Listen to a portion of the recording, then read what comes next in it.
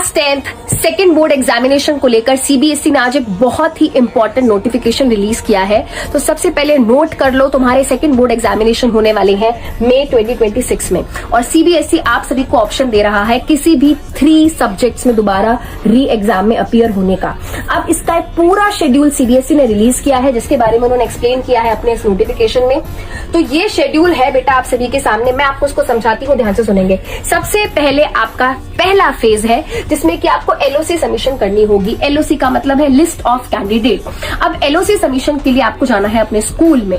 School में जाओगे आप 18 से लेकर 31 मार्च के बीच में, और जाके स्कूल को नोटिफाई करोगे कि मुझे इन पर्टिकुलर 3, 2 या 1 सब्जेक्ट का एग्जाम दोबारा से देना है।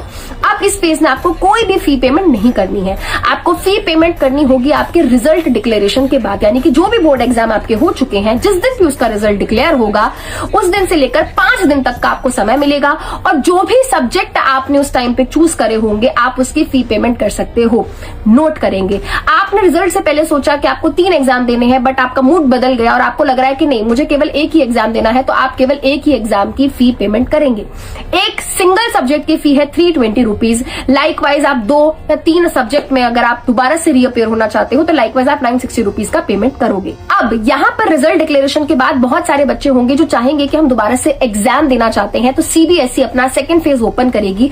आप इन्हीं 5 दिनों में जाकर अपना एलओसी सबमिट करेंगे और बताएंगे कि आप कौन सा एग्जाम देना चाहते हैं, और आपको उसकी फी पेमेंट करनी होगी with in those 5 days only. अब आप अगर रिजल्ट डिक्लेरेशन के 7 दिन बाद जागते हैं और आपको लगता है कि नहीं मुझे इन पर्टिकुलर सब्जेक्ट का दोबारा से री एग्जाम देना है, तो इस केस में अब आपको सीबीएसई लेट फी चार्ज करेगी, जहां पर आपको 2000 रुपीज की लेट पेमेंट फी देनी होगी।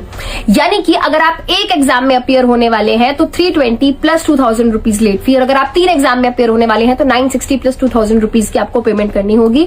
तो बेटा प्लीज आप जल्दी से डिसाइड कर लीजिए कि आपको कौन से एग्जाम में दोबारा से रीअपियर होना है, और डिसीजन 18 से लेकर 31 मार्च के बीच में ले लीजिए। All the best.